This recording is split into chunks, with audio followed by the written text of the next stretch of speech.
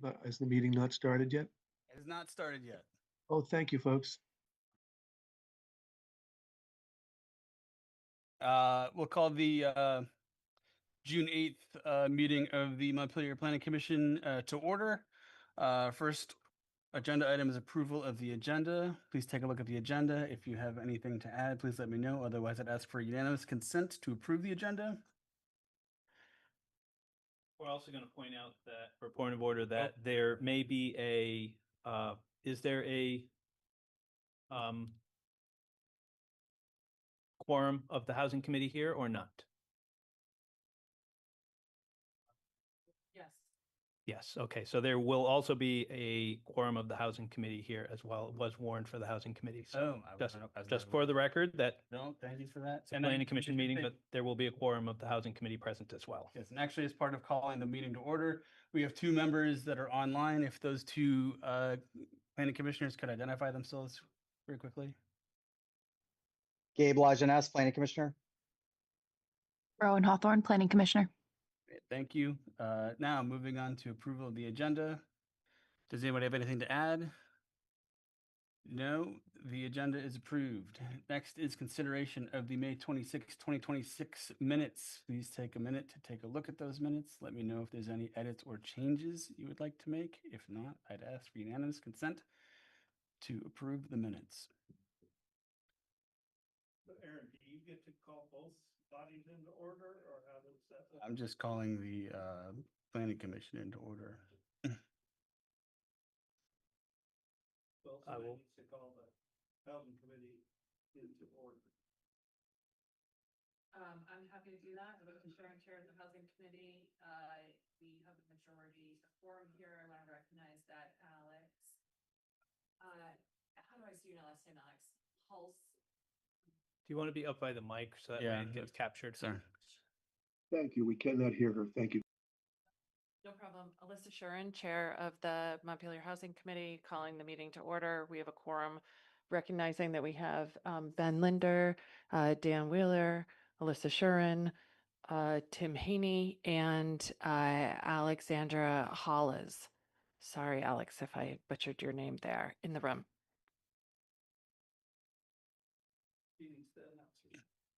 Looks like she's. Alex, can you please identify yourself? Come off mute. Hi, I'm Alex Halas. I'm a member of the Housing Committee. Thank you so much. Thank you. All right, and the quick changes to the minutes, just to note, we also had Seamus Lombardo and Doug Zorzi were also in attendance. The minutes were voted, motion was by Tim, seconded by Maria. And then on the backside, the adjournment was Gabe made a motion and Tim was the second. So we'll need those amendments. And also under general business where it says there were no members of the public with comments and attendance, removing that because it goes on to provide comments from the public. So we have a number of proposed changes to the minutes. Looking for a motion. A motion to approve that with the changes that were stated. I can second that. Great, it's moved and seconded to approve the minutes with the changes that have been noted. All those in favor say aye. Aye. Any opposed? The minutes are approved. Next is general business. This is comments from the public about anything that is not posted on the agenda. Do we have anybody here in the room today that would like to say anything? I've got comments, but there are items that are on the agenda. Okay, do we, great. So do we have anybody online who has any general business that they would like to comment on?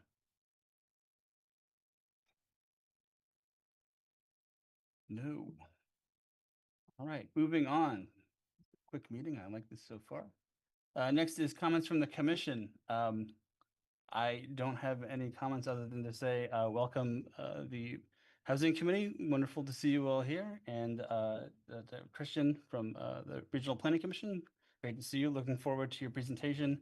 It's really great to have different, you know, different subcommittees and groups working together and trying to streamline these issues, and so that we're all working on the same page and moving forward. This is something that has generally not happened in my tenure here at the Planning Commission, so it's refreshing to see, and hopefully we can have more of these joint sort of meetings together as we move forward, and hopefully put some real development in place in the city.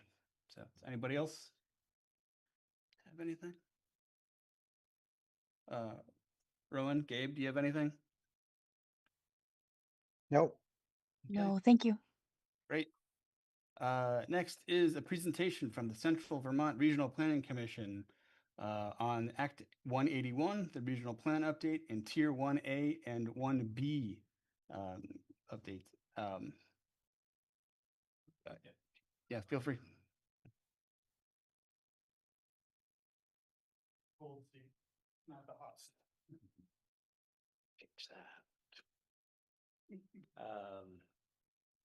All right, so introduce myself, Christian Meyer, Director of Central Vermont Regional Planning Commission, here with my program manager, Brian Voigt.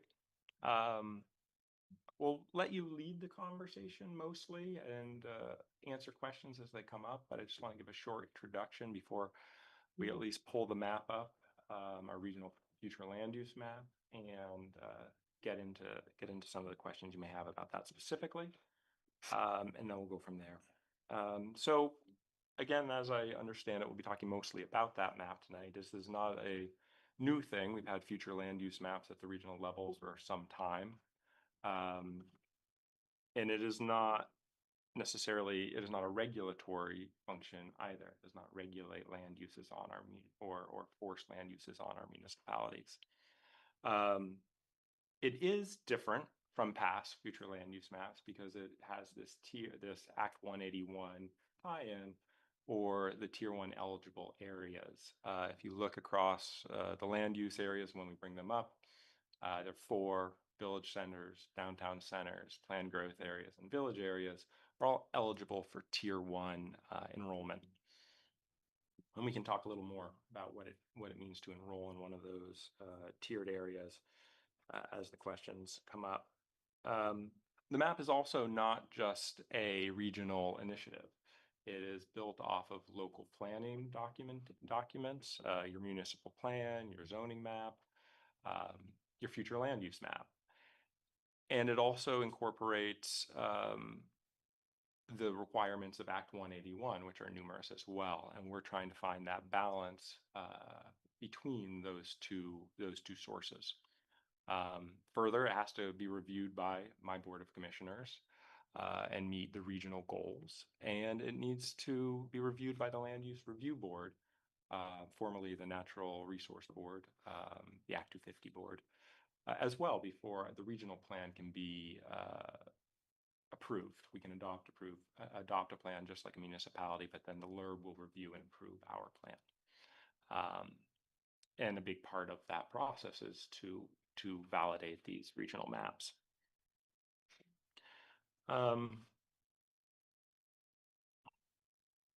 Just trying to make sure I hit the high points first before we get into the details, but I think we can go to the map. So Brian's going to pull up the map. We can talk about the map, talk about those areas that are currently drawn as Tier 1 eligible, and answer any specific questions about areas that might have been included or might not have been included, and why, and how the state agreed upon methodology on these local maps or on these regional maps influences that.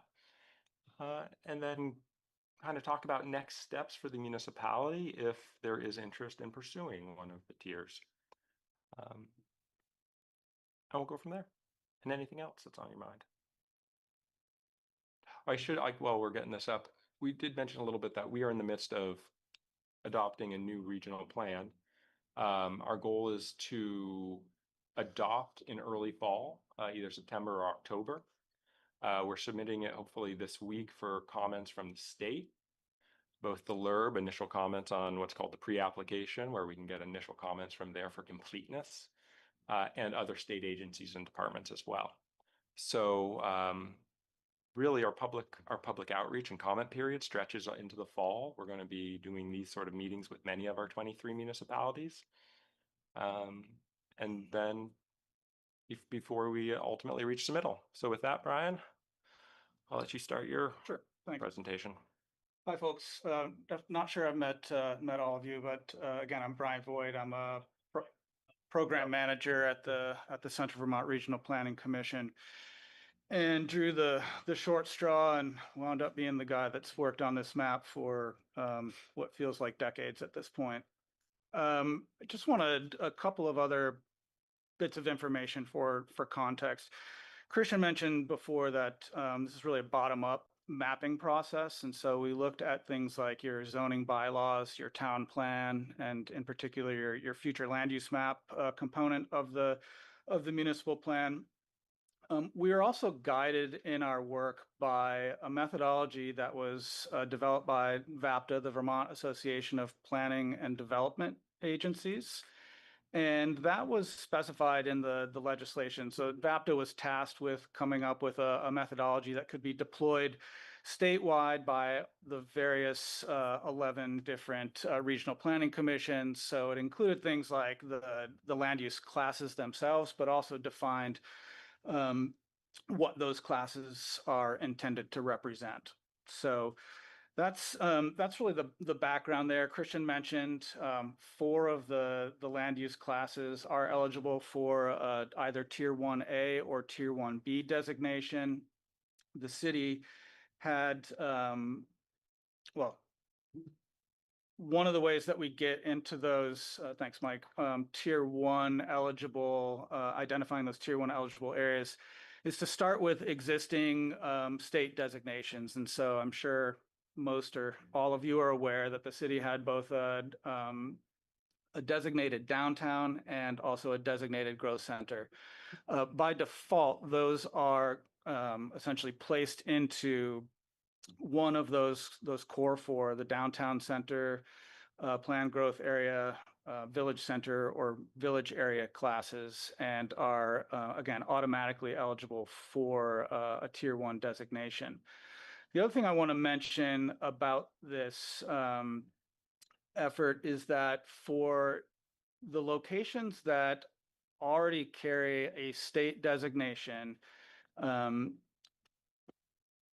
we don't exclude any area, including things like wetlands or flood hazard related concerns. Rather, we make a note that those conditions exist within those areas, so that when we review that with the land use review board, that they're aware of that. So in some cases, you'll see some kind of funky boundaries, like this spot right here, where if everything to the south of here, everything to the south of this green purple interface here is in either the growth center or the downtown designation, but then north of that, it falls outside of there. And so that's why we see us taking into account the full span of the river corridor in places like that.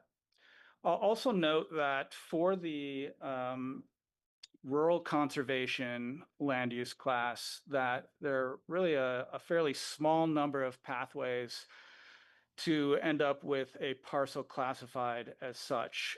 Flood hazard areas being one of those, if the land itself is already conserved. So we have a conserved lands database. That's a statewide data set that represents the parcels of land that are conserved through one mechanism or another. Wetlands in excess of 5 acres in size. Core interior forest habitat, and elevations above 2,500 feet. I think I'm missing one, but you get the idea. It's again, fairly narrow pathway. And what we see less so in Montpelier, certainly more in the outlying communities, is a lot of this sort of paler green color like we see over on the west edge of the city property or city boundary. And that represents the rural ag and forestry land use class. And those parcels that are classified like that are a mix of parcels that are currently enrolled in the use value and appraisal program, regardless of which aspect of the program, forestry, conservation, or agriculture. And then parcels or collections of parcels that exceed 20 acres in size that have that characteristic land cover where the land itself is, again, not necessarily enrolled in the current use program, but is being used for agricultural purposes, or if large enough in concert with some adjacent parcels, could theoretically be managed for timber harvest over the next little while, decade or more. So that's how those primarily how those rural conservation, rural ag, and forestry parcels are classified. And then the last thing I'll say before I open it up is the yellow color, yellowish color that you see here. That's really kind of just the catch-all category. It's known as the rural general, and it's sort of if you don't fit anywhere else, and we can't make a claim that you should be in a special use area, which is the way we've got the Capitol grounds designated. You're likely to find yourself in that rural general class. So again, I'll stop there. I'm happy to zoom in on portions of the map or answer questions before we get into any map level details. Aaron, I'm curious how you want to sort of structure this from here on out, to invite housing committee members in to ask questions. Do we want this? I assume we want this to be more of a conversation. Yeah, absolutely. Across the board. So, if and when folks want to join in, we've got this microphone. Is that the? Yeah, the microphone works over here, as well as. Yeah, I think that's probably the easiest place. Or if somebody wants to sit down and grab a seat, there's a couple of seats. Yeah. Great, thank you. It looks like we've got a comment from Alan online. Is there anybody here that has any questions at this point? I have a question about, so if we look at the purple downtown area and the pink outside, if we're like starting at a pretty basic spot for myself, are we looking at designations here that will move forward towards tier 1, whether tier 1A or tier 1B status? Yes. I would just add the caveat, that choice to go into tier 1A or tier 1B is a local decision. Okay. This map says what areas are eligible. The next step falls in the lap of the municipality. Great, that's super helpful. Follow up on that.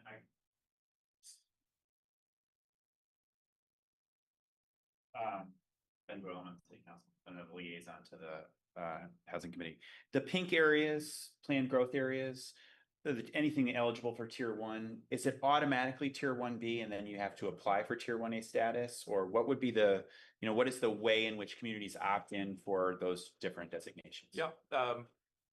So there's an opt-in for tier 1B. That's the lowest hurdle.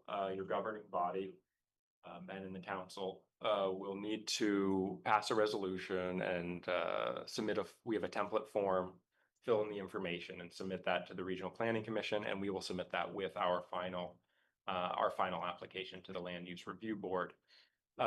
Tier 1A is a little different. I recommend you opt into tier 1B for any areas where you want tier 1 anything. Start with that opt-in, and then pursue the application if that's the municipality's goal. That application is now available online. I just checked before coming over here. It's very subjective. The questions are narrative style.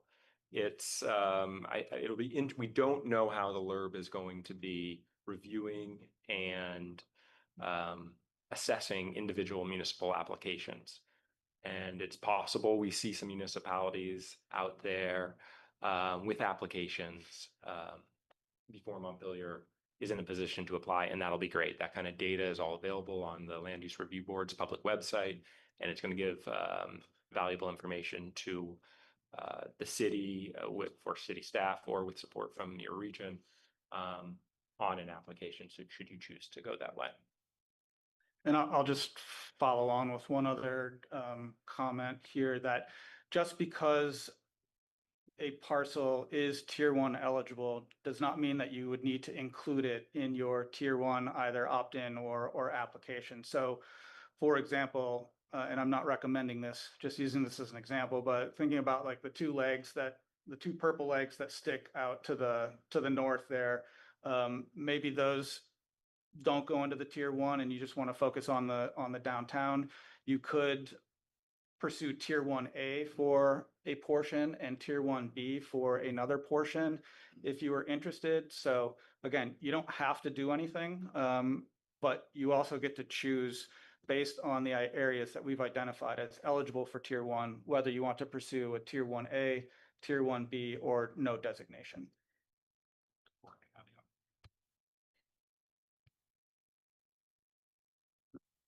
So the map that you have up there is slightly different than this print off and the one that I'm looking at on the CVRPC website, where rural conservation, like it seems that everything in the floodplain downtown has the rural conservation overlay. I updated that today so that it was reflecting what it should be. So what you see on the screen here now Okay. is the way that should be. And again, I'm sorry to interrupt you, but the reason that I needed to do that update is that everything south of that hard break line there is within an existing either the state designated growth center or the state designated downtown. So that's why I took the flood hazard areas out of that, and you see the planned growth area in that location now. And the other thing I have a question about, some of the public stakeholder feedback on the map online is showing, properties that are labeled rural general that appear to have sewer and water service that we would ideally have in a planned growth area. And also what's the threshold for a property that doesn't yet have water and sewer, but it's on the border of that zone to include that in a planned growth area? Yeah, I'd say two-part response. I'm going to turn it over to Brian in a second, especially if you have an example that we can really illustrate this with. Just try to use the mic. Yeah, there.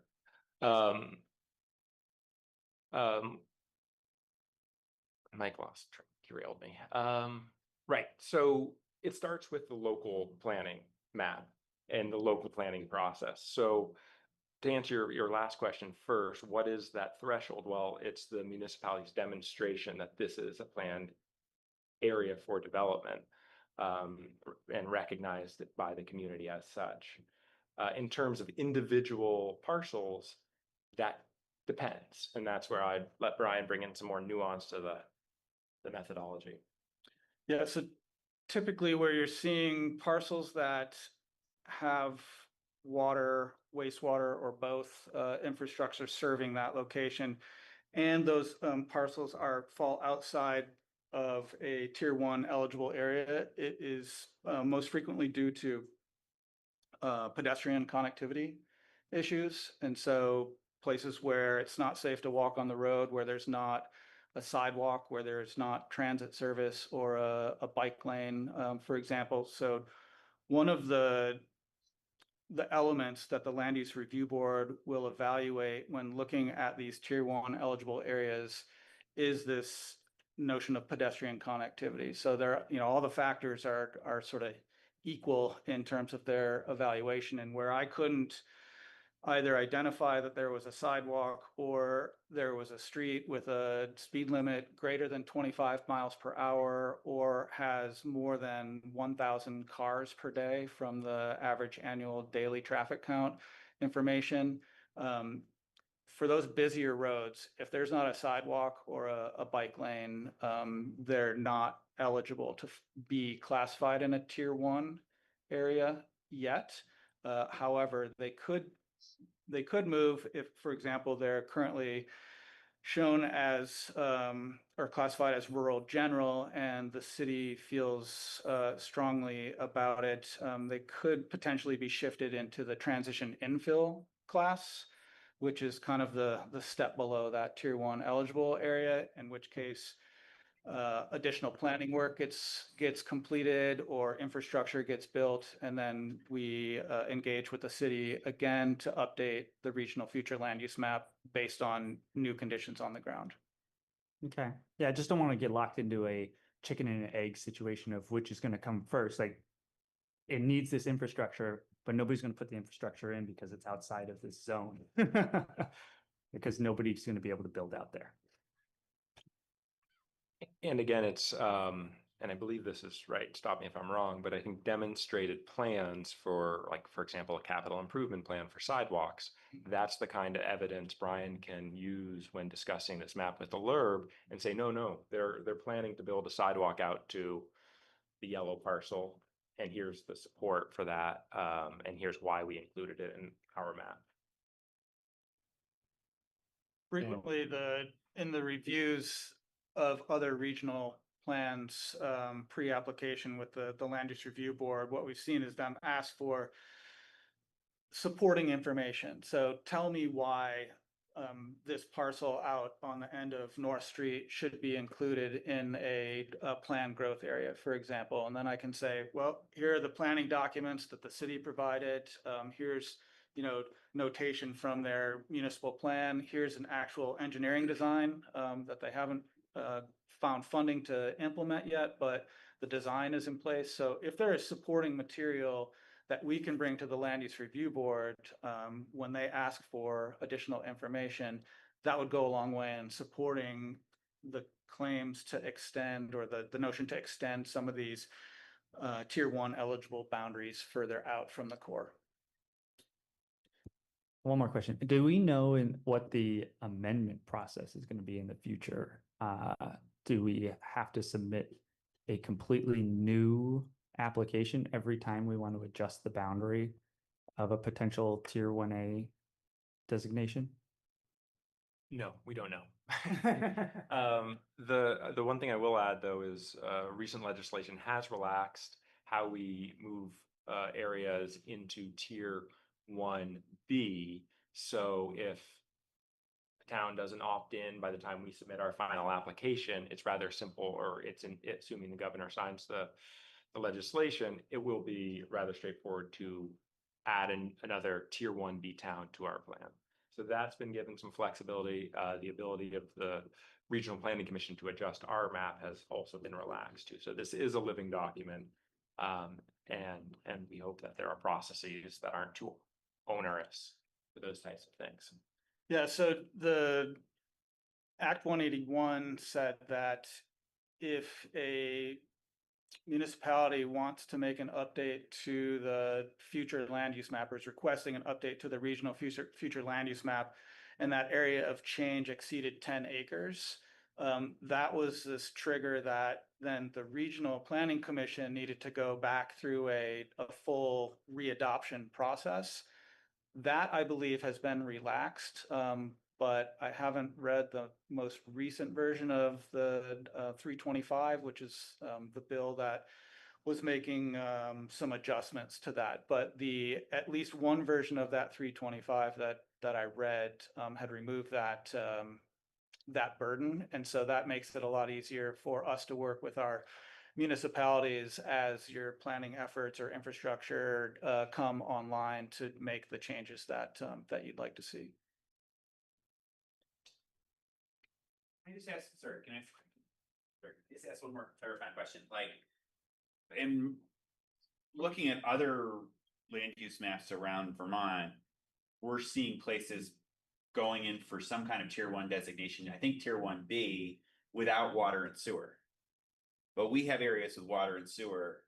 If I'm understanding you, Sean's question, like, we have areas in the city that have water and sewer that we're not pursuing tier 1 status. But yes, but as they pointed out, don't currently have a bike lane or a sidewalk. Right. But in my opinion, I think this is maybe where Sean and you might be going. That is looking at current land use. If we're looking at future land use, those should be considered opportunities, in my opinion. I agree.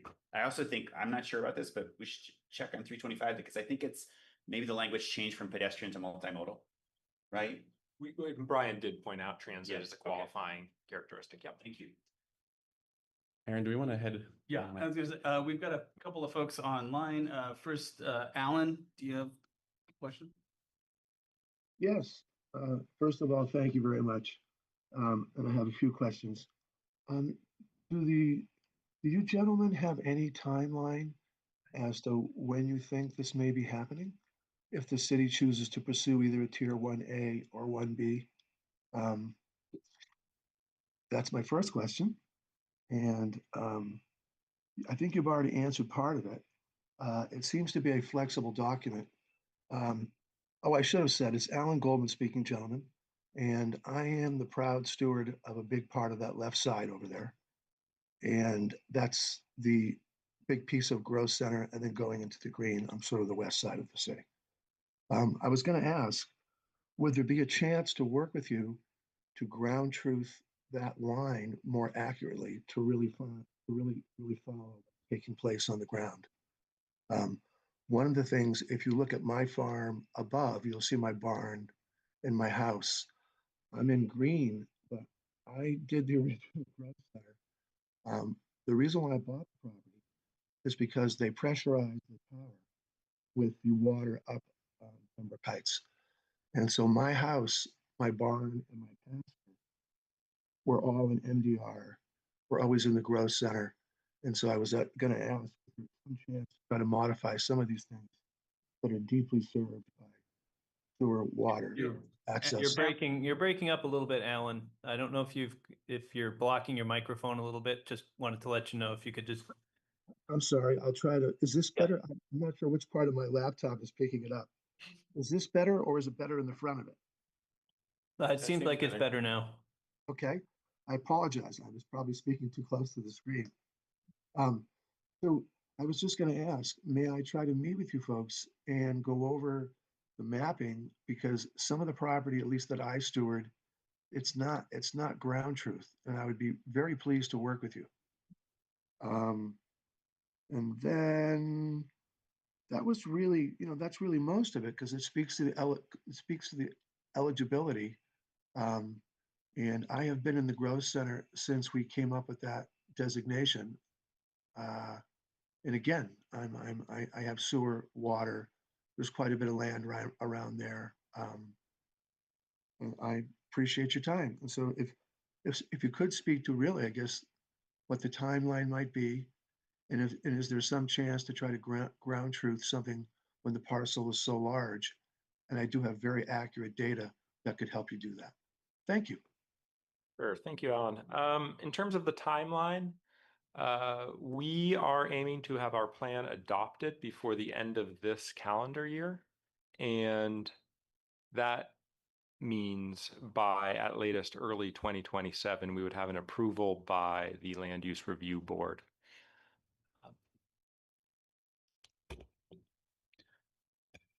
And then as it relates to your question about the that boundary between the sort of pink and sort of green there, Alan, the current boundary, if I recall correctly, is from the data that I have that delineates the growth center.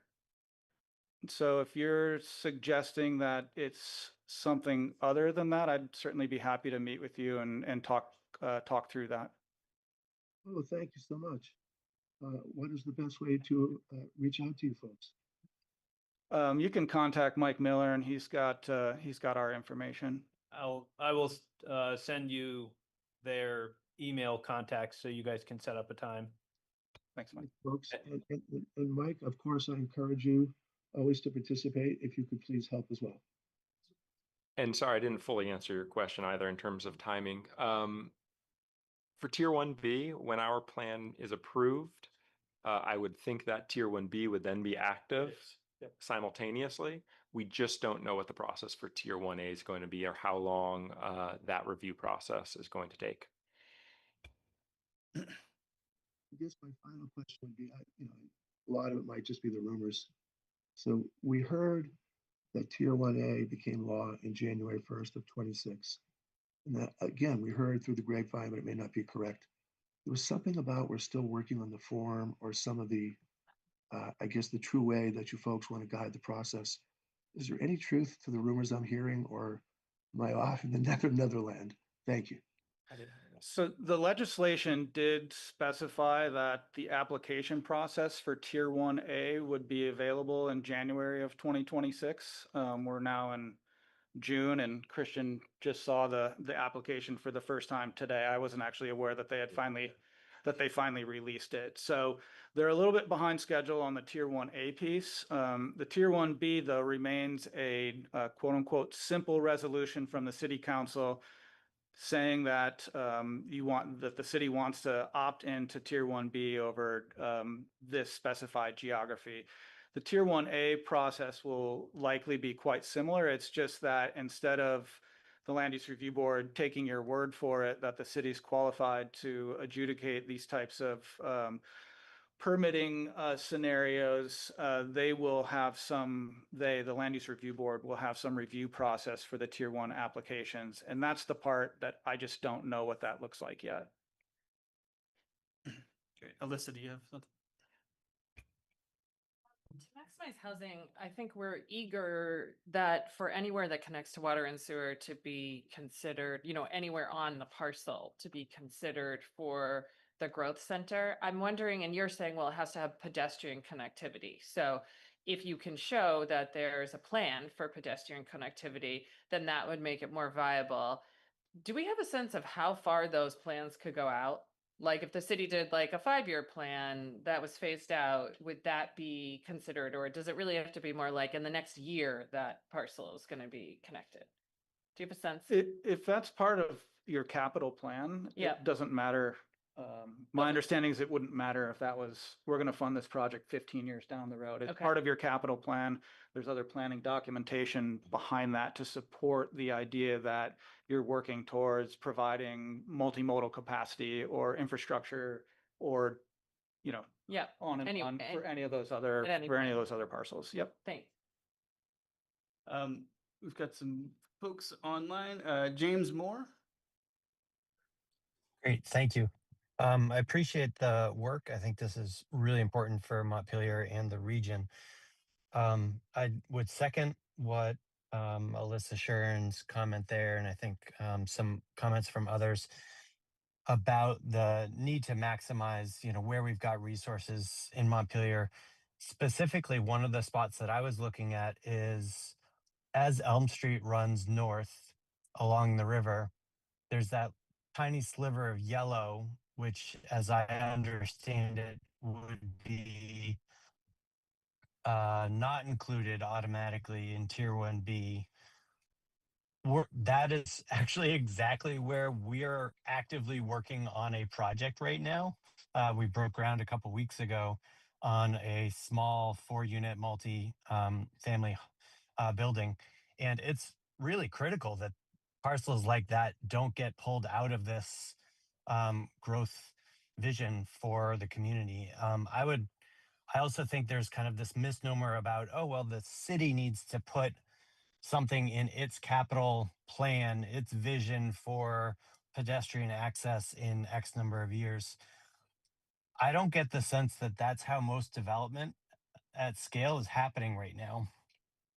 What I think is happening more often is developers are potentially using chip funding, coming up with a proposal, and then there might be infrastructure. So I do think we're running into a little bit of this chicken and egg where the municipality, if it's not on the map as a growth or potential growth area, it is going to be hard for a developer to come in and say, oh, I want to do something there because it's disallowed effectively. It's outside of the 1B or 1A zone. So I would encourage the next version of this map, if there's going to be another version, to be more considerate about what can we add in where we might be able to tie into our municipal services? And part of this is also just thinking about this regionally. Like, I look at Montpelier and think of it as, a little bit of a postage stamp here in the middle of the region.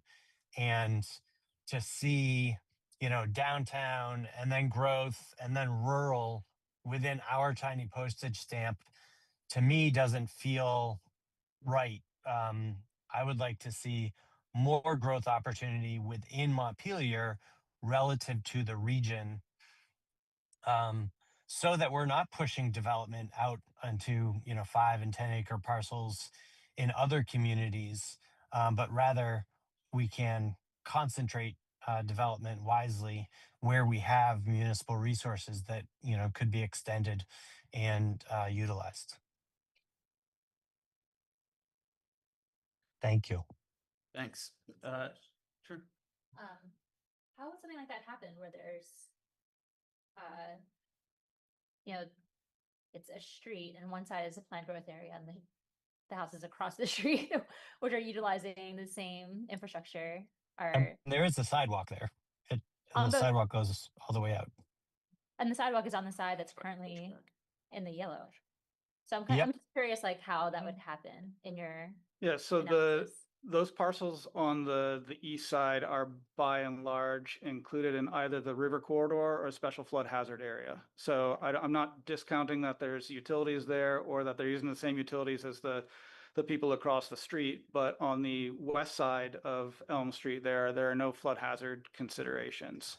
The I land use review. believe that all of outside of the river corridor. That sliver of yellow is outside of the river corridor. The green is in the river corridor. That's correct. Oh, so part of their parcel is in the flood. Because corridor, we're but building, it's not. that's right.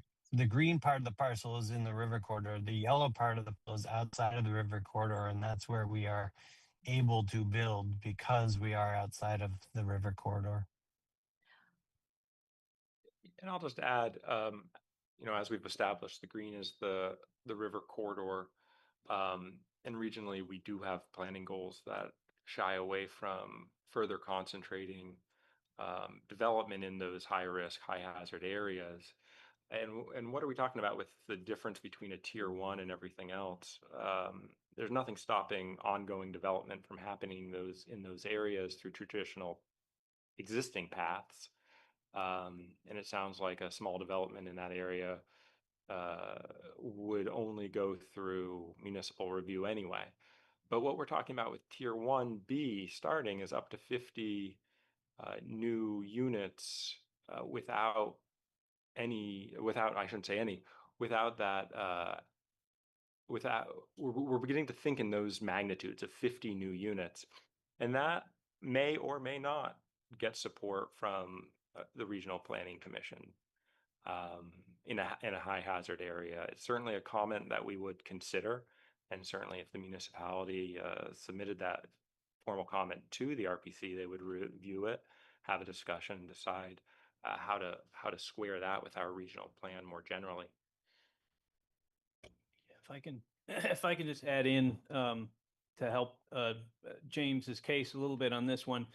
A lot of what we have for our small developers is not that James or somebody else is going to look to go in and put in 50 units in that location, but that we have a number of small developers who are looking at building 4-unit, 6-unit, 3-unit buildings. And if you do more than 10 units in 5 years, you are into Act 250, even if you build a single family home.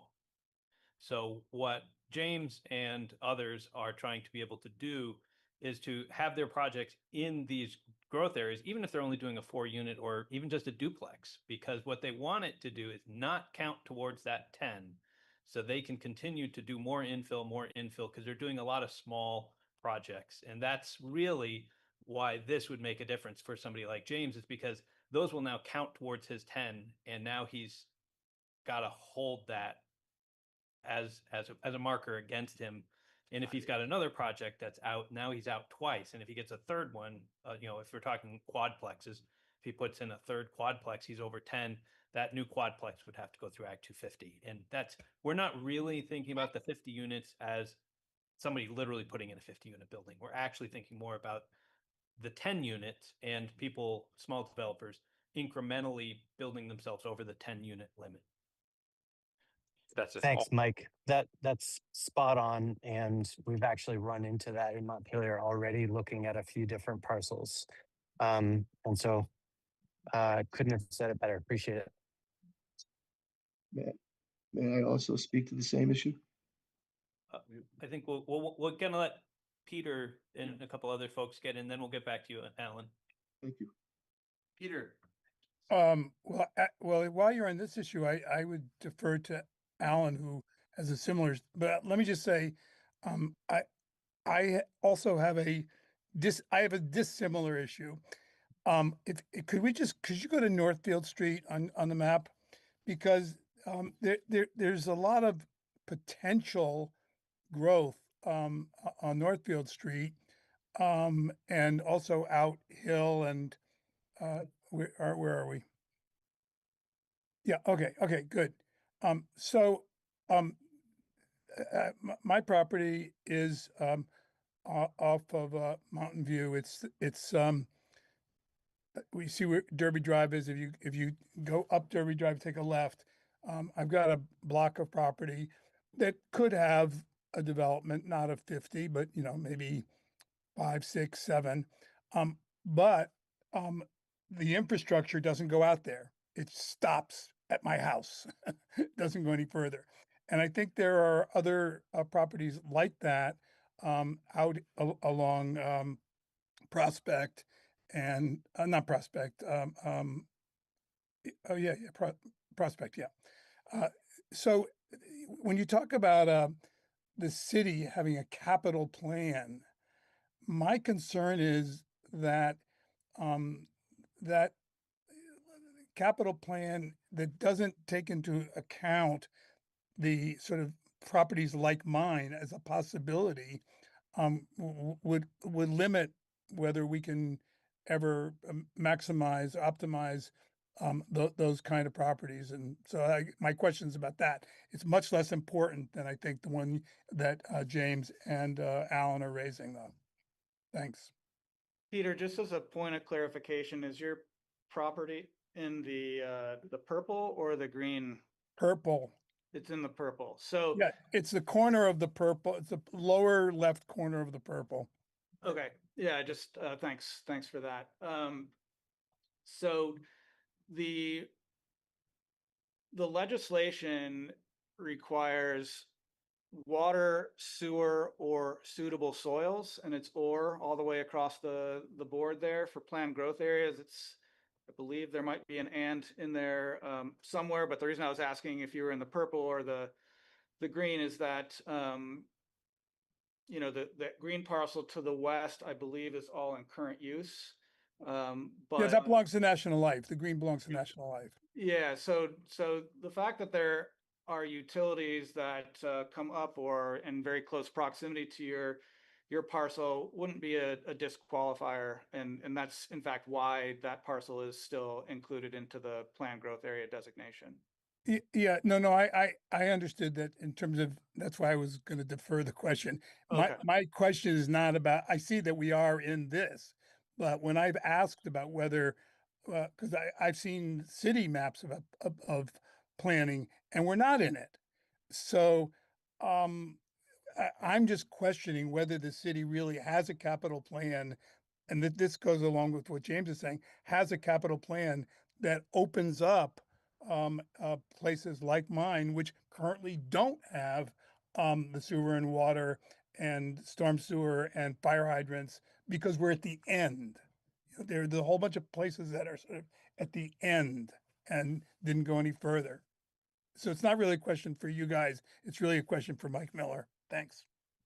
Yeah, and I'll just add one other point of clarification before we move on here. I used the capital plan as an example, but that's not the only vehicle to demonstrate that the city is moving towards infrastructure, multimodal network, et cetera. So capital plan is probably the most concrete way of saying, you know, the city's putting their stake down and saying, we are going to build this at some point in the future. But if your, for example, your municipal plan in the future land use section talks about how ideally the city is going to work on extending infrastructure that goes beyond Derby Drive, for example, we could use that as well as a justification for expanding the, and I know that's not what you're asking for here, again, just an example, but we could use that as a justification for why we classify a parcel as one thing versus another. Yeah, and I guess I would add in the related, there were a lot of legislative changes that came in all at once, and it becomes easy to start to blur the lines. And so the CHIP program is another one that came through to help address, and I think this was mentioned earlier, I can't remember who mentioned it, was talking about, well, you can use CHIP to remedy those situations where either you don't have sewer, don't have water, don't have a sidewalk. You can use CHIP to extend the sidewalks or the utilities. The CHIP program, when you were trying to do your projects, CHIP wasn't eligible at that. That wasn't there at the time. We had to use the city's development agreement, which was very limited to only the city's resources. The CHIP also includes the school income. So your projects that weren't viable in the past, and we're still learning the CHIP program. I don't know if there are any CHIP projects that have been approved yet. I don't believe so. So it's another program, but it's not Act 181 and it's not the map. And I would assume that in the CHIP application, there's probably a thing that says priority is given to projects in a designated area, but there may not be. It may just be that so you are in that area, so it wouldn't count. You are in the planned growth area, so you don't have to worry about, once it gets approved, you wouldn't have to worry about Act 250. And then the utilities will probably need to be addressed through a CHIP application, which is a separate process from what we're talking about here with the future land use map. But there may be new opportunities that the state has created to help make some of these formerly not viable projects viable, because you have a project, it just needs sewer and water. I know extending utilities down Mountain View Drive is not in our capital budget. I think it's just a matter of looking at, well, can we use CHIP or some other programs to help make that happen? And I think that would be the answer to your question over the medium term, because we still have to get the future land use map done. We still have to get some CHIP stuff done, but. I'll wait. Thank you. Alan, do you have a follow-up?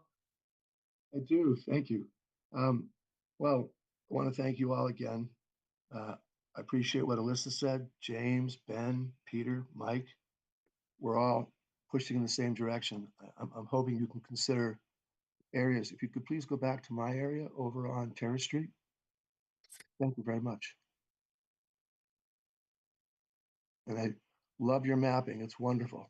I'm a map geek, so I'm really enjoying this. If you could please go closer to my home, you'll see the barn up there. Yes, thank you. So one of the things that we're looking at doing is that was always in medium density residential. When I was a planning commissioner, that was absolutely in the growth center. There is a stone wall that defines the field, which is really magnificent prime ag that I take care of, and a very front bony pasture. When I bought the house, it was originally three units, and I put it back to one. I was going to break it back into three. The carriage house, I was going to break into another unit, but I would also love to do adaptive use of my barn. I've planned it for decades. It's so hard to have these experiences. So all of that land where your arrow is, that is actually mostly bony pasture. There's a little bit of wetland in the front, and of course you would not build in it, but most of it is dry, and that's absolutely served by sewer, water. There's no sidewalk right there, but if you look at my neighborhood in Terrace Street, much of it does not have sidewalk. If you even go all the way down to the bottom of Crestview, going into Pinewood, there is no sidewalk. So that can't be the only thing. And I would love to see a sidewalk coming down Terrace Street on the steep part.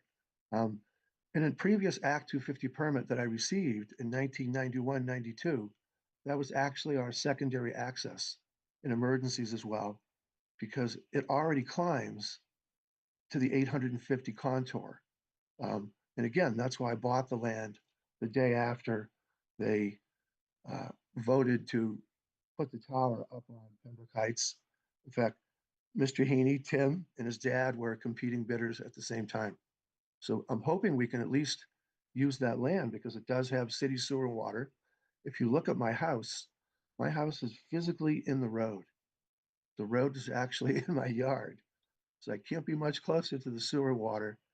And one of the things that Peter's doing, and a lot of us do, and we've learned over the years, it's really expensive to build new.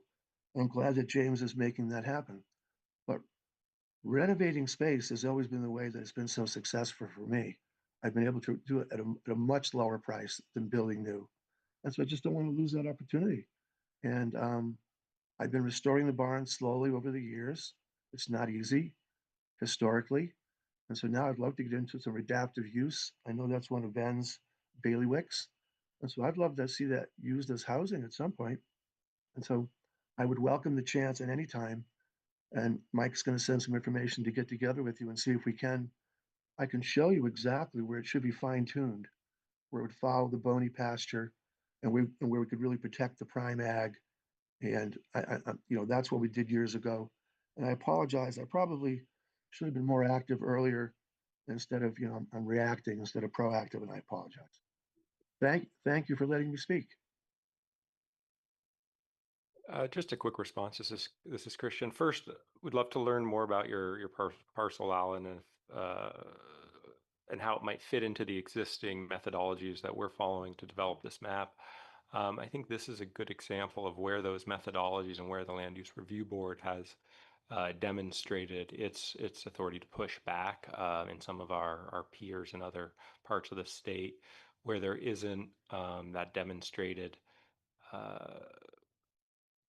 access, multimodal access. They are causing regions to go back and tighten their stuff up. That doesn't mean it's a dead on arrival, no. It just means we're aware of the reality on the ground and how the LURB is reviewing these kinds of linear extensions without supporting infrastructure. So that's part of the explanation of why your parcel in particular might not be included currently. And that's also worth stating again that this is not a regulatory map. Nothing should besides the probably likely inclusion in the land in current use, nothing about the way your parcel is currently mapped should get in the way of you pursuing traditional development as has traditionally been pursued before the tier system was conceived. May I quickly respond to that? I own 7 Court Street, so it could affect me if I trigger Act 250. I own Savins, so it can affect me with Act 250 over there. Because Savins and Crestview were actually in a joint application for a growth center expansion. I've waited patiently. You're muffled again. Oh, I'm sorry. I was going to say, respectfully, it doesn't work so easily like that for me because I'm doing multiple projects. So I'm going to be doing housing, hopefully at Court Street as an office conversion to housing. I was very lucky when Mike and the group opened up the door to a 15-unit plus. I am the owner of Savins, so I can't trigger Act 250. And if you look at the property of my house, right across the street is Mrs. Chater. Above me, I know it as Mr. Sprague's house. Well, for goodness sakes, I'm the same land, but I'm not the same color. I'm the exact same area, except that I have parking and they don't. I have a magnificent barn that continues in elevation that really should be converted into some sort of, hopefully, housing. And I have a large building there. My house is much too big. It's like 3,500 square feet. So it's begging to be broken up into much smaller, affordable units. And the carriage house I converted many years ago for an office, I'm going to make that into livable space as well, because that's where the paradigm has gone. So I appreciate everything you're saying. I know this is not easy, but I would just, again, point that out, that if we fine tune this, I think it'll be more accurate. And then it's just odd that I'm the only one that's not even that tan color, when I'm the only one that has land you can actually build on. If you go behind Mrs. Chater's house, she has a very large pond, so there'll be no building behind there. If you go behind Mr. Sprague's house, That's approaching the wetland and crossing the wetland. So there won't be any building over there either. The only place you can build without going into the wetlands would be up by my small cow barn, my big barn, and above my house, so you go above the wetland. And that's why I love to work with you to see if we can fine tune this and offer as much housing as possible, as everybody's been speaking to. That is the reason I bought this in 1986, 87, because they energized it up to that point. And that's why you have Ledgewood Terrace. Otherwise, if we didn't have the tower, we wouldn't have the water pressure.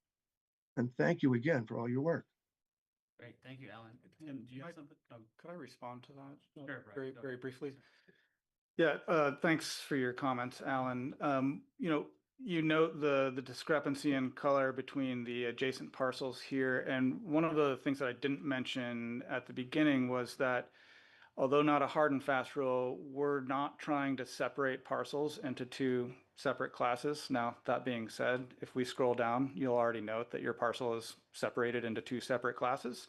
So I look forward to having that conversation with you about the area of your parcel that includes your house and the surrounding bit. The reason that that piece of your parcel ended up as that rural ag and forestry is a combination of the size of the parcel and the predominant land cover characteristics in there. So that's how it ends up in that rural ag and forestry. It's not to suggest that it's any more or less developable than a parcel that's denoted in that tannish, yellowish tan color, the rural general class. Really, the big distinction, well, there are a few, but the big distinction between those two is really the size of the parcel and whether it's conceivable that a small parcel could preserve the working landscape versus a much larger parcel like the one that you have. But again, I look forward to talking to you more about this and looking at some more fine detailed data. I really appreciate your comments. It's such a complex parcel because it goes all the way from the hinterlands, Alan, all the way down to State Street. Alan. Mike, if I could just please finish, or if am I being heard? Well, I I'm just saying, I understand that you've got a lot of concerns about your parcel. I just want to express one last comment to the gentleman, because it is hard for these guys to do it. Part of the complexity, gentlemen, is I touch so many points in the city. So the land along State Street is very different, of course, than way out here. And I know it's hard to look at it. I purchased the Redstone building, so that too has another whole zoning district. So my parcel straddles about 4 or 5 different districts, and it does make it complex. And so I really appreciate you trying, and thanks for the opportunity. Thank you, guys. Great, thanks. Tim, do you have something you want? Thanks. I'm Tim Heaney. Just following the comments, is just trying to sort this out. So it feels like whether it's Allen's parcel or maybe even the National Life parcel or some of the other bigger parcels in town that aren't in the developable zone, or at least that indicated to be that way. But if they have public water and sewer resource, the community's invested in that capacity, and we have it. It feels like these parcels may be stigmatized for future development process, even if theoretically one can develop them, because they've already been labeled outside of this tier 1A, tier 1B growth zone. So I think that's a concern I've had. I'm listening to you because I know you say one could develop it, but in a few years, are people just going to look at it and say, oh, well, it wasn't within the zone. So, because like National Life, you said it's in land use. Well, a property can be taken out of land use. I mean, that's not a permanent reason to not be able to create something else there if people choose to. So, thanks.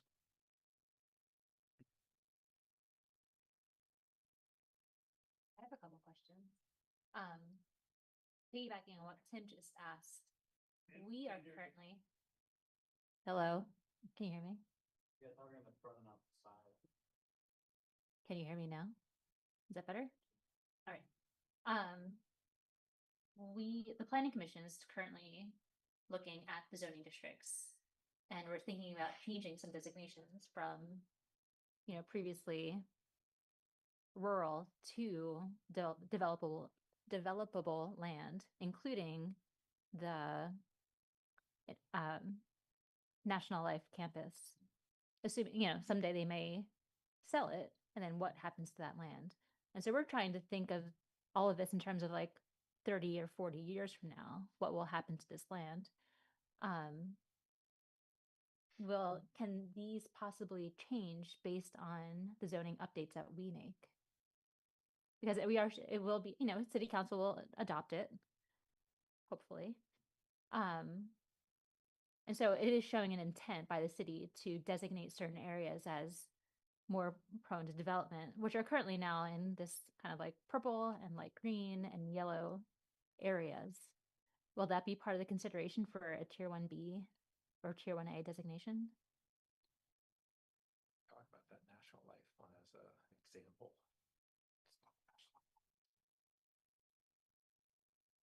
That's currently it's enterprise, right? Well, It's like split. It's split between the purple and the green there. And a dash of yellow. The dash of yellow is separate Is it? private parcels. Yeah, Separate small. parcel, there. So the short answer is yes. The more nuanced response is that zoning isn't really the key driver here. It's the future land use map. So zoning is a component of that. And if you change your zoning in those locations to increase the density, it would certainly be an argument in favor of then adjusting the regional, well, potentially your municipal future land use map, and then also the regional future land use map to reflect those changes in condition. Okay. Sean. And then my other question, I want to go back to how the river hazard area overlaps with these, you know, I want to get to the downtown center and planned growth area designations. Is it, because right now on our screens, the downtown is all green. So is this a more recent version of this map? I'm not sure what you're. Oh, this is a question that Sean asked earlier. That Which map are you looking at? Well, Maria? The map printed out. That's printed. Yeah, yeah. This is the most. This is the most current version Okay. of the map, the one that we're looking at on the screen, and that folks Got it. at home can also see on the screen. Okay. And the update that I made from what I'm guessing is the printed version that you're looking at to now is to clear up the river corridor special flood hazard area polygons that overlap with the existing state designations. So in your areas where you have, and I can turn those, doesn't necessarily matter what they are, but so these areas, and this is kind of I mean, again, you can't really see the colors, but it doesn't necessarily matter. This outer boundary is the growth center. The slightly different hue that you can see there is your designated downtown. So any of the areas that fall within either the designated growth center or the designated downtown, in those areas, we include river corridor and special flood hazard areas in that tier 1 eligible piece. Okay. Outside of the existing designations, we do not include river corridors and special flood hazard areas in tier 1 eligible classification. Okay, so that's why the area that James was talking about earlier is still in that river corridor. Correct. Up on Elm Street. Yep, off of Elm Street. Okay. And then how far down does it extend? Like towards Sabin's pasture? Okay, so this is very different from what's on here too. I'm not sure which Stephen's thing you're asking about extending. Are you talking about the planned growth area or the river corridor, or both? The river corridor. I just wanted to see that, like the area where the co-op is. Yeah, that would be part of your existing designated growth center. Yep. Okay, thank you. I'm curious about one specific spot as well. So when folks get off the highway and come into town, this is an area that we were just working on for the our zoning districts, and it's the area where there's a bank and the high school and state buildings and Green Mountain Power. Those are all developed and have parking lots on them, and they're being shown in this dark green here as river corridor. So I'm curious how that sort of gets managed, rectified in the future when it's shown like this on future land use on this future land use map. I'll jump in a little bit again, because I think this is maybe a larger example of the earlier conversation we were having about the properties on Elm Street. We're not saying, this is where we've arrived based on the methodology we have. We're not saying this is set in stone, but as a region, do we want to be thinking about large increases in densification in these flood hazard areas? Or would we rather work with the municipality to maybe expand those growth areas into other areas at higher elevations where you're not in the floodplain? Yeah. So it's not a no, it's just there's a policy decision here. And are we doubling down on that flood risk, or are we trying to build out of it? Sure. And I'm not a builder, I'm not a developer, and but I did pay very close attention to all the flooding that happened here a few years ago. It was tragic and traumatic. One of the things I noted immediately afterwards is that some buildings took years to come back, and others that are currently in the floodplain took a couple of weeks. And I was looking at that and I was wondering, how did that actually happen? And I think that what goes into it is there's a lot of engineering as well as location. So Montpelier doesn't have a ton of opportunity outside of floodplain. The floodplain is one of our spaces where we currently build and could build. I think could build better in the future.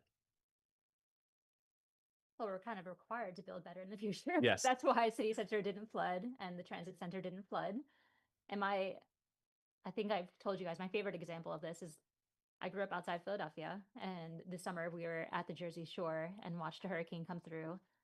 And we were watching the evening news and seeing waves rolling past the gas station. Like everything was underwater. And then 2 days later, we were able to go back there and have a family vacation because they planned for it. They planned for everything to flood, and they planned for everything to then dry out.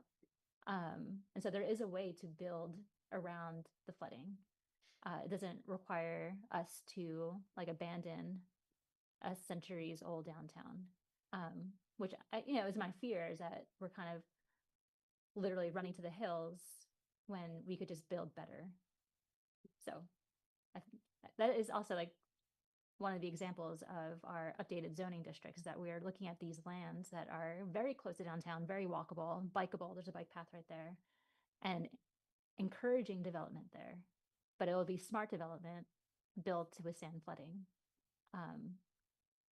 So I would also like to see it in the pink rather than the green. Yeah, I think rather than, I think we have our own flood regulations that to protect buildings and future development. And I think we would rather have our local decision be the factor that determines whether something gets built rather than this map at the regional and the land use review board level.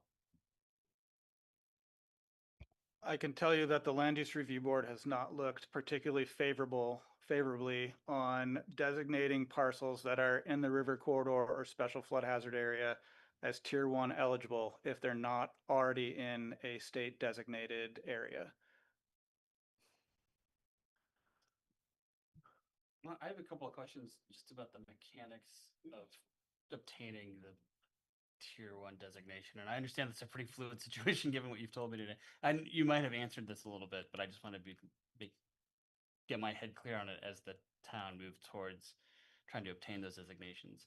So right now, in order for a town to opt in to Tier 1 B level, there just needs to be, I think, a simple resolution from the city council in order to do that.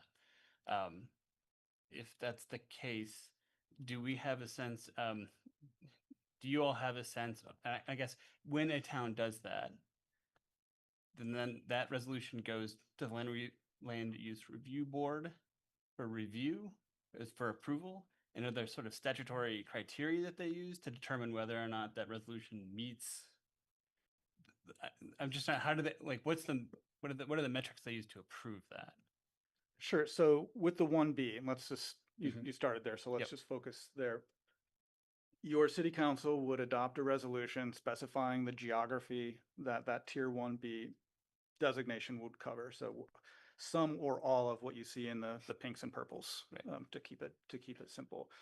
And you are essentially self-certifying that you have the capacity to do the things that are required under a tier 1B, basically adjudicate permit applications related to development in those locations. So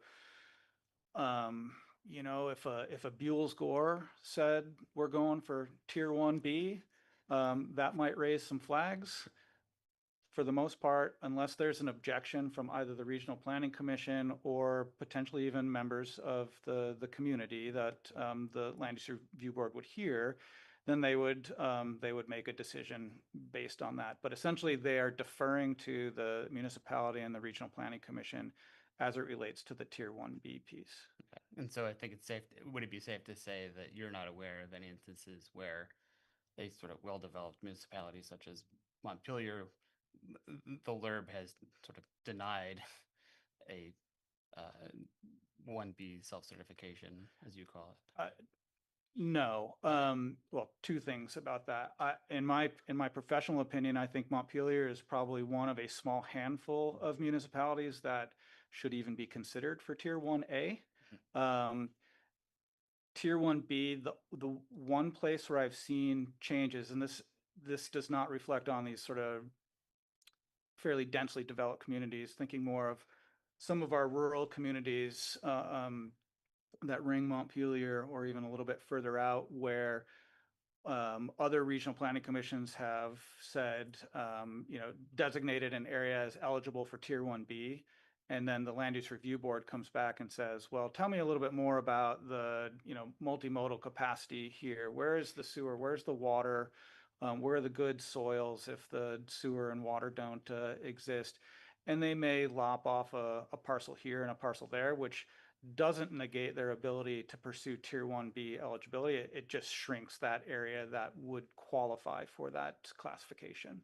Right. And that's sort of what I'm trying to explore, like sort of on the margins, like I'm trying to think of like best practices that the town can employ to try to, if they want to obtain like 1B tier status, how to make, and I want to make that footprint as broad as possible. What can we do to make sure that we can If pitch Montpelier, it as best we want to? if Montpelier doesn't qualify for 1B, then I would say that fundamentally the system is broken. Yeah, no, I understand. I'm not worried about that. I'm worried about, to your point, if at some point the Land Use Review Board sometimes sort of comes in on the margins and tries to shrink it a little bit. But I'm not, this is not a significant worry of mine. Yes, so they may, and you know, we've talked about some other ideas of potential expansions for the planned growth area.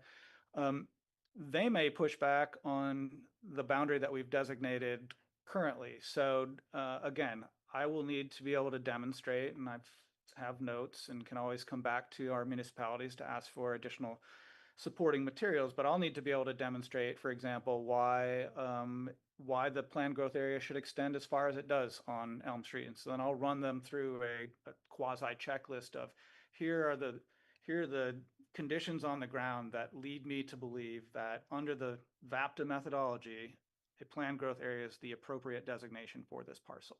So that would be the conversation that we would have with the Land Use Review Board. And when they respond to our pre-application, they will also ask for further justification. So maybe it's the Terrace Street piece that that Alan was just talking about before, and maybe we try to extend that. Although I think that anyway, I'm not going to get into why I think that's not going to work, because I want to talk to Alan and see if we can get it to work. But they may come back and say, well, you know, it seems to us that beyond that quarter-mile buffer from the existing state designation, that Terrace Street really isn't pedestrian friendly, and it doesn't have necessarily the other qualifications that we'd be looking for. Can you tell me why you don't think that's the case. And again, digging into some planning documents, looking to Mike or the planning commission to help develop some supporting materials so that when we write our formal response to the land use review board to respond to their comments, that we're able to support why it is that we classified a portion of town the way that we did. And then I want to shift just a little bit, and I understand that asking this question, probably getting over my skis just by asking it, but with respect to the 1A designation, understanding, and I agree with you, there's probably only a handful of municipalities that are really prime 1A candidates here. It seems to me that there are probably some other municipalities that are further ahead in this process than Montpelier is. Do you have a sense if those municipalities, now that the application, it seems like it has just been released, do you have a sense if there are other municipalities that are ready to go to apply for A1 status? I'm just thinking in terms of like, hopefully there's a body of municipalities ahead of us in the queue that we can look at. Are you saying you found a good use for Burlington? So there are two regional planning commissions that are in the final review process. So they've gone through the pre-application with the land use review board and made the adjustments that were either recommended or required by the land use review board. And those will, I believe those will be back in front of the land use review board shortly for their final approval. I'm not sure if St. Albans will pursue a Tier 1A, but that would be a maybe. I know that Chittenden County is not far behind on their final application. I would certainly anticipate Burlington, potentially South Burlington, maybe Williston. So I think, the communities in Chittenden County, I would suspect there will be a handful of that go for Tier 1A. And then maybe Brattleboro as well down south, but I'm not sure about them. Yeah, Rutland. Rutland. Yeah, Rutland plan will be approved before the end of the month. Or no, sorry, will be adopted before the end of the month. But I don't know if Rutland's considering 1A. I think some municipalities, including in our region, who might be candidates, are kind of wanting to wait and see a little bit. What does this entail? But in any case, to bring it full circle, we'd expect to have some examples for you by the time you're ready to apply. Great. Thank you. Steve, do you have? Steve Whitaker, these, I'm going to ask a few questions and maybe they can shed some light on them. How does an 8-year land use map relate to a regional plan that we're adopting the old one on an interim basis and planning to put a new one in? Is this a 1-year land use review map, future land use map, or is this an 8-year future land use map with a new regional plan anticipated for next year? And also explain the process of hearings and standing to participate at the municipal level, the regional level, and the LURB level. Because I understand you have to participate at the regional level in order to be able to participate at the LURB level. But some of these landowners might want to get their foot in the door procedurally and not just rely on the regional commission for that. So to your first question, I'll say that this map, just like the regional plan, is a living document, and we expect to see changes multiple times over the 8-year period. Do you want to talk about the administrative process? In terms of standing, it's short and sweet. I don't know. We can find answers for you all. I mean, I'll just, no, I don't know. I wasn't a quiz. Sorry. I have not heard that if you don't participate at the regional level that you're not allowed to participate at the land use review board. I can certainly follow up on that to see if that's the case, but yeah, the regional plan goes through through our board for approval. There are public hearings associated with that. When we submit the pre-application to the Land Use Review Board, there will be a public hearing that the Land Use Review Board will hold with us. And it's my understanding, based on the 2 or 3 of those that I've watched, that the Land Use Review Board is interested in hearing feedback from the public, but also from municipal staff, municipal boards and commissions, et cetera. And so there is time for that type of public comment. You can also submit written remarks as well. And then the Land Use Review Board will, in their response document, summarize the feedback and potentially offer thoughts on the feedback that was provided. Can I get one more in? Sure. What's the opportunity between now and the time you submit this future land use map for changes to be made based on the feedback you're getting from the likes of Mr. Goldman, Mr. Gilman, et cetera? I mean, how much time do we still have to amend this, or does the city have it, planning commission have any weight to insist that certain areas be made pink? We have until the Regional Planning Commission adopts the plan. As we've discussed, we will be submitting this for Land Use Review Board comments. That'll probably bring some clarity into any of these edge cases that maybe could go either way. If we start making major changes to the map, we'll probably join one of their public meetings and try to get them to weigh in on that to make sure it wouldn't potentially jeopardize a final approval between now and early mid-fall. But we have the summer to work with our municipalities and take comments.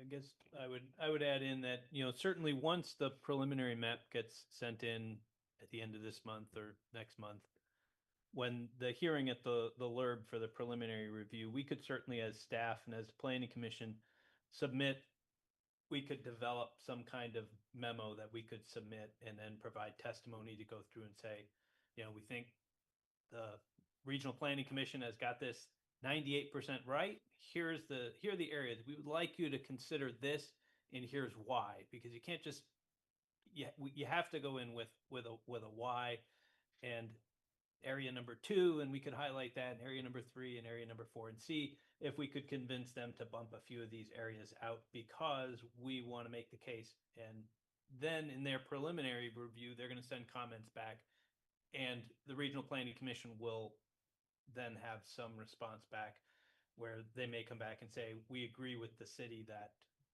this area should be considered, and we disagree with the city that that area should not. So I think that's probably an area where, after this first step goes, they get the preliminary map in, we'll have an opportunity to look at what is their final map that gets submitted. And if we want to meet as a planning commission to say, okay, what's our comment? Where do we want to push?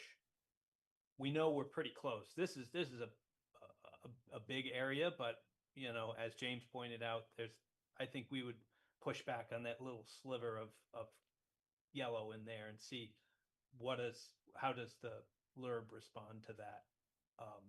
And some of these other areas, Terrace Street, Berlin Street, the end of Northfield Street, what is the appropriate designation for those areas?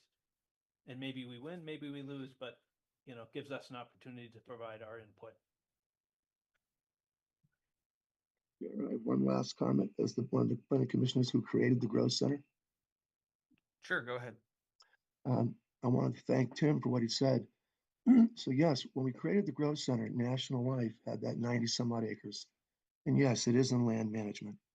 And I've had programs in land management as well. And you are allowed to take parcels out, and then you pay the penalties on that part. They had always told us, and we had always hoped that they had planned to grow there. So I hope you will take into consideration trying to make sure that National Life will have that opportunity. Thank you so much. All right, thanks. I feel like you might have another portion of your presentation that we sort of stopped and took questions after we went over the map. I don't know if there's anything left in your presentation that you wanted to get There's to. nothing in our If you- presentation. Okay, great. The other big thing of the other big part of 181 that we haven't discussed tonight are the housing targets. I think, quite honestly, the regional housing targets for Montpelier are very in line with your existing housing targets. You have what, 1,500 units by 20 years or 19 at this point. 19 years. Okay, prorated. But we could pull those numbers up if you wanted to see them, and you can kind of look at the proportions as they fall across our municipalities. Maybe the website would be the easiest place to pull the table up. Yeah, they were pretty consistent when we looked at them to what we have in our city plan. Yeah, I think some of our more rural communities are more concerned about those housing targets, which are not a target. There's no part of the regional plan that's going to force these on municipalities. It's just a requirement now that they are discussed, how a municipality is going to pursue new housing at any given moment. And these are what our low numbers, our low short terms. Yeah. So there's two things. One, their ranges. There's a high number and a low year between 2025 and 2030. And then there's a high number and low number all the way out to 2050. These are the low numbers for 2030. So, and again, the numbers themselves are based on a regional target that was handed down to us by through legislation and created by VHFA, Vermont Housing and Finance Authority. And I mean, I think so the number itself is kind of a distraction. The proportion is more interesting to look at, I think. Montpelier stands out there, and the reason being is this disaggregation, this taking of our regional number and giving every municipality their portion. Is based on three parts. 40% of the number was derived from acreage of downtown or planned growth area. 20% came from village area or village center. They're neither of which are in Montpelier. And the final was based on population. So given how aggressive Montpelier is with its planning for those planned growth areas, and given it's one of our larger municipalities, our top three maybe now, it has a high number, and so that's 529 units between now and 2030. It's even scarier than your 19-year goal. It's even more aggressive Yeah. than our goal. And again, these are not enforceable targets. Yeah. No, but I'm curious. Sorry, this is coming from the state level. Is that what you said? The regional number is a state number. Okay. They disaggregated our statewide goal by region, and then said, regions, you disaggregate by municipality. I think this makes a lot of sense, and I think that at the city level, regional planning commission level, and the state level, that to actually hit this target for Montpelier, for I would guess for Northfield and Waterbury to hit their targets as well, there's a lot of work that needs to be done in the next 5 years. And I'm speaking more directly, I think, to the state at this point by saying, if you really want to encourage housing, you have to make it very easy for places like Montpelier, the central city, the capital city of Vermont, to build housing. Seems to me like the land use review board should be pushing for people to apply for tier 1A. That we should be encouraging as many municipalities. If St. Albans is on the fence, encourage them to do it, because that's how you're going to get to those target numbers. Well, I think it's important to note that Tier 1A and Tier 1B doesn't mean you're exempt from regulation. It means that you're exempt from Act 250 up to a certain level. Right. And a really strong counter argument, in my opinion, to that is there are municipalities that do not have the in-house capabilities and are uncomfortable taking on the the potential legal action against them based on the approval of a permit. And so I know that there are communities that do rely on Act 250 as a backstop. We have several municipalities in our region that don't have zoning. One in particular that said, we love Act 250 because we never want to have zoning. And so, I mean, I hear what you're saying, and it's not that I necessarily disagree, but there are reasons why a community might not decide, at least in the early stage, to pursue a tier 1A or B designation because of the concerns around potential litigation from permits. Well, we have the regulations, so we're happy to take it on. But yeah, if you're gonna have the LURB nitpicking our boundaries, that's insane. Well, that's not up to us. So we're not. No, we're I'm not saying. asking the I'm not saying legislative- when I say if you're going. I'm not saying you. It was a more ephemeral. Yeah, you. No, I understand. I mean, your comments really shouldn't even be directed to the LURB. They should be directed to the legislature, because the legislature wrote the act that was passed and that the LURB is basically tasked with implementing. And so the LURB has fairly limited wiggle room within which they can operate. And so structural changes, big changes to this, making it easier to opt into a tier 1B or simplifying the tier 1A process is a legislative task, not something that the Land Use Review Board could do on their own.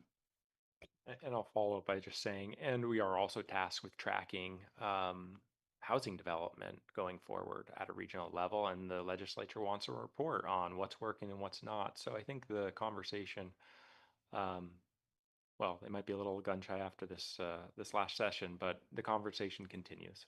Well, these numbers are going to be hugely useful for that conversation, in my opinion, because just thinking very realistically, even though this is something that I might desire, it would to see these numbers go into play, it's going to be extremely challenging. I mean, extremely challenging to the point where it feels unrealistic, but I want it to be realistic.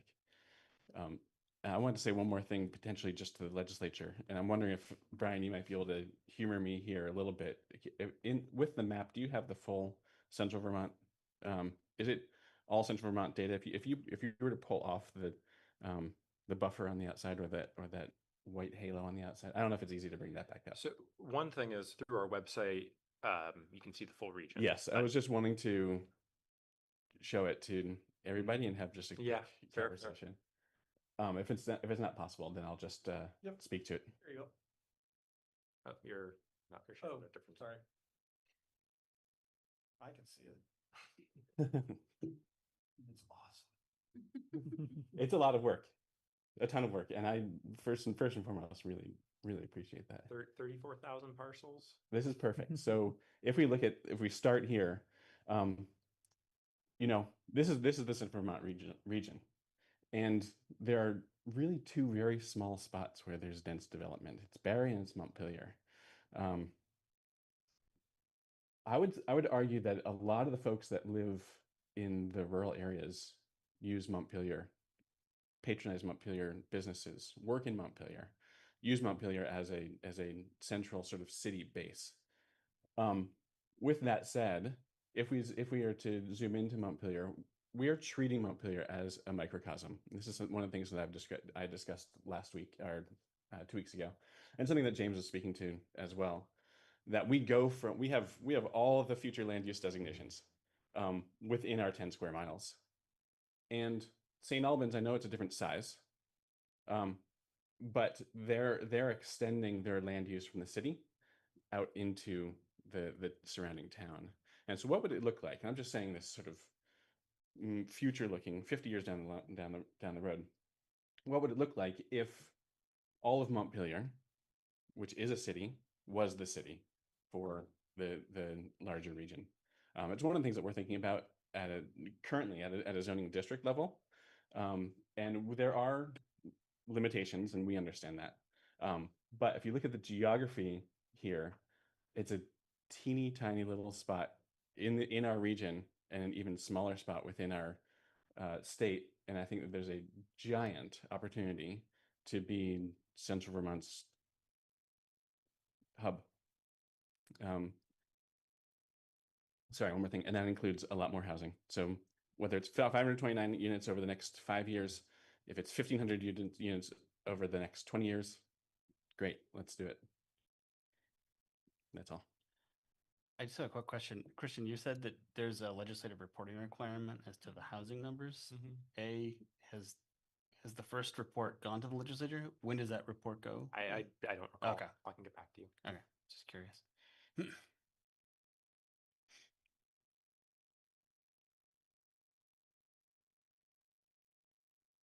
Does anybody have anything else?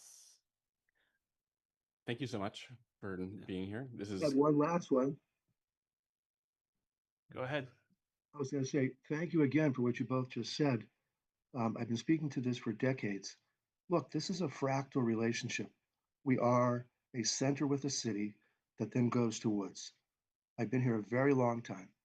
And so we've lost about 10,000 acres of prime ag land in this experience with the 10.1 acre land gains exemption. So I'm glad you're recognizing this, and I hope we really will take that into consideration, that we are this tiny little spot. And in a fractal relationship, if we're not going to grow here, they are going to grow outside the city. Thank you so much. And I'll just dovetail with what Tim just said. Thank you very much for coming. This has been very helpful, very informative. It's part of a larger sort of constellation of issues that we're juggling here at the Planning Commission. It's given us a lot to think about. As I'm sure we'll work with the City Council as we move forward towards getting those Tier 1 designations in place. And thanks again for your time. And I don't know if anybody from the Housing Subcommittee has anything to say in closing, or no? I'll just put in another plug for folks offering feedback through the interactive map or just direct email. However you want to handle that is certainly fine, but we do have an interactive web map that you can click in the map and you can offer your comments on that particular location. We've got a handful of comments from folks in Montpelier, but would certainly welcome more. So don't need to be a staff member or a board or commission member. It can be anyone that's interested in the topic, for or against what you see. We want to hear from you. So please don't hesitate. Great. Thank you. I actually do have one more thing. Thank you. Sorry. I was wondering, is the Planning Commission going to be giving organized feedback beyond the feedback this evening to Central Vermont Regional Planning Commission? We haven't discussed that. We may, but Okay. If you decide to do that, I was just thinking that though the Housing Committee is more policy-oriented committee, there might be some guiding principles that we could discuss to offer to you, should you be interested in doing that, or guiding principles we could offer to you all as you consider this. thanks. We'd certainly welcome that. So. Great. Is there anything else? Going once, going twice. Thank you. Thanks again. All right, it is 7:17. The next agenda item is to review and discuss the revised Country Club Road development proposals. There was a link in the agenda. Hope folks had a chance to take a look at those revised proposals. I guess the question to this group is, I think we had talked about this earlier, is maybe using this initial meeting, this meeting to sort of have a brief discussion about preliminary responses to those revised proposals, and then talk about maybe having some more in-depth process either at the next meeting or even holding a separate meeting to discuss those things. So I guess I'll just open the floor to the commission to sort of get a sense from you folks of what if you have any initial responses to those revised proposals. And I'll be completely honest, I have not had a chance to really dive into those revised ones, so I don't have much of an opinion as I sit here today. So, Did you look? Did anyone else look at Yeah, You I did. did. I did. The soccer fields are back. The soccer fields are back. And there's My initial thoughts, here's my initial thoughts. I still lean towards Chinberg's design. I like the compactness of their design, the neighborhood feel of their design, that it, rather than DEW's kind of long and winding road, that everything is kind of strung out along, that encompasses almost the entirety of the parcel. That being said, DEW has definitely improved their design. I wouldn't get in the way of either one of these if city council picks one of them. Certainly would not die on a hill to block DEW. That would be ill-advised. Yeah, I agree. I still take issue with DEW separating the multifamily homes from the single family homes. I feel like Chinburg just has, I love those row homes. You guys know I like a row home. I'm just like so happy that they have these row homes. But it feels walkable, like you would be able to easily walk from the single family homes to their kind of like downtown feel. It's not as separate as DWD, like these winding roads, like up to the single family homes, I think are a way to detach from the multifamily section, which I don't like, but any development would be good development, I think.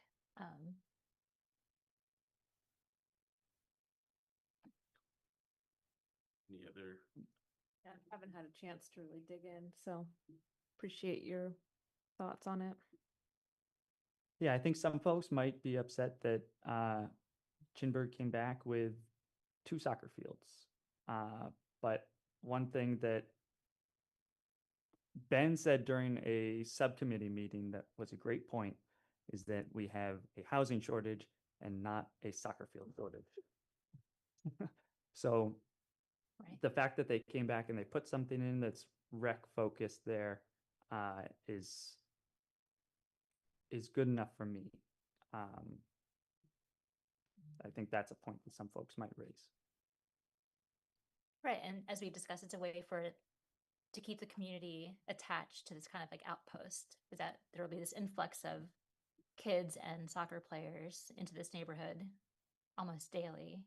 And so it won't be this offshoot neighborhood that people don't go to. So I think they've resolved that somewhat. And I'm hoping there are other soccer fields that we can utilize.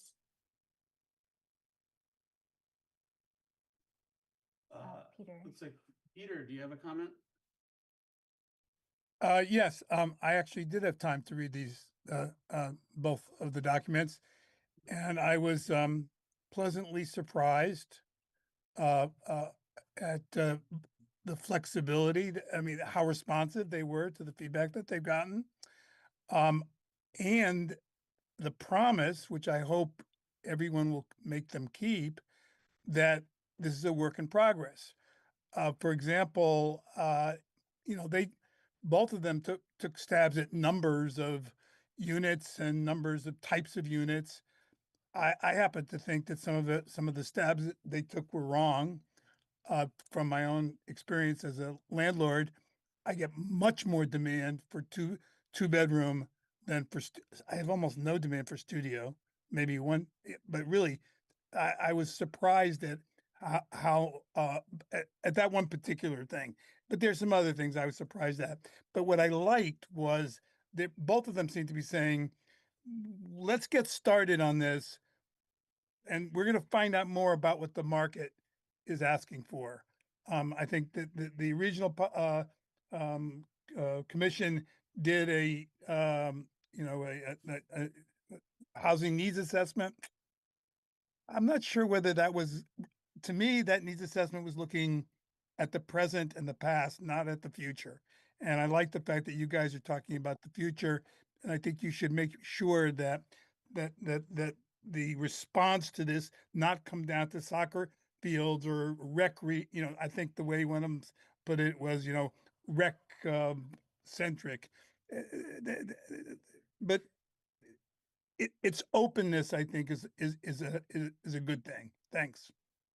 Thanks, Peter. Any other preliminary feedback? Gabe, Rowan, do you have anything? No? I mean, I think I'm just, of the same mind as everybody else, much better design. And if either of these projects went forward, I'd be really excited to see it. So. Okay. Great. Nothing else special to add. Thank you. Great. So we have about 5 minutes left. I guess thinking about next steps in terms of if we want to draft up another recommendation to the city council on these revised proposals, and if so, how we want to go about doing that. I trying to remember, jog my memory, Mike or Sean, maybe you know too. When would we have to get a recommendation into city council to make it really be meaningful? Next, we should have until next month. Sorry, I don't have the official timeline pulled up in front of me. Hold on a second. Yeah, I think there's time. There's definitely time. That for the subcommittee, they say that so subcommittee review, follow-up questions, deliberations until June 16th, June 17th to July 8th, final vetting. And that's going to involve a bunch of financial stuff that is done behind closed doors. Their final recommendation to council, July 15th, July 22nd, council decision. So July 15th then would be a drop dead date. Okay, great. So we have quite a bit of runway then. That's helpful. I wasn't sure if we just had sort of one shot at this, or it sounds like we have more than that. So does it make sense to folks to we'll put an agenda item on for the next meeting to really do a deep dive on these two revised proposals? We can have an in-depth discussion on those and kind of formulate an outline in terms of how we want to structure comments, and then we can just get those drafted and ready to go to vote out in the first meeting in July. Does that work for folks? Sure. Yeah. Okay. Sure. This is also probably a good segue to ask. Summer's coming up, school's getting out soon. Do we just start thinking about your vacation plans? If you have anything sort of set in stone, why don't you just let me know going forward? Because typically we usually lose 1 or 2 meetings in July and August just because we can't get a quorum. But if we can sort of figure that out in advance, that'd be helpful. Yeah, if we know 5 of you are going to be out in the first Yep. meeting in August, we'll just cancel it. Yep. And let everybody know in advance. So. Yeah, so it's good as we can kind of plan out our schedule for going back into the fall. So which is going to be here before we know it. So. And I think maybe I'll take a stab at because we'll know what's going to be the preliminary application going in for the Regional Planning Commission for their map. So I may take a stab at a couple of things, and then we can probably talk about that on the 24th as well. Great. Even if it's just to kind of frame out, I won't do anything in detail, but I'll say, all right, I think there are 5 areas where we could push back on the RPC here, and here. Okay. And if we've got input from others who want to say add 6 and 7 or whatever, we can then at least know what to work on, because then after the 24th, I can work with Nick, who's in my staff, to go through and say, all right, Yep. let's write up something more robust that really gets at it. And then in your July meeting, you can approve, all right, this is our official letter Great. to the LURB that says we're going to push back on these 7 areas, and here's our argument. And then the one last thing I was going to say is I know that we still have some revisions to the zoning maps that are sort of outstanding. Do you think those will be ready for the next meeting? Well, I think we're still walking through we got kind of halfway around the circle. Yeah, I wasn't sure if you were going to make revisions now or if we wanted to I'll keep working with Nick. I was on vacation and had a couple of things. I'm just trying to figure out the best way to do it. Do we want to continue to have a map discussion and sort of have it rounded out completely before you put pen to paper on making those changes, or do we want to incorporate what we have so far into an iterative draft and go from there? I'll see what Nick can come up with for Okay. an updated map, and maybe we can look into our crystal ball based on our conversation for the first half of our way around the city. Mhm. Maybe we can kind of put something together for the second half based on what we heard for the first half. This is what we think for the second half, and maybe that'll help us shorten our discussion of, all right, what are the areas we want to change now? It's like, oh, this area should be moved from X to Yeah, Y. I'm not trying to make extra work for you. I'm just trying to figure out what's most efficient and helpful. Nope, for no, everybody across the yeah, board, you so. know, zoning, how this could take years if we don't Yeah, push. yeah, I know. So having us just be able to put some pen to paper and say, all right, this is what we've heard, this is what we think we're gonna hear. Does this help to shorten us from 7 meetings to 4 meetings to approving our map? Yep. And that'll help us get to the next step. Yep. Okay, it is 7:29. We have one more agenda item left. It's the adjournment. I'm looking for a motion. I mean, a motion to adjourn. Tim is Second. moved. And in a second, Tim is all those gone. in favor of adjourning this evening? Aye. Does anyone want to stay? All right, we're adjourned. Thank you. Thanks, everybody. Thank you, everybody. Well, for your hard work.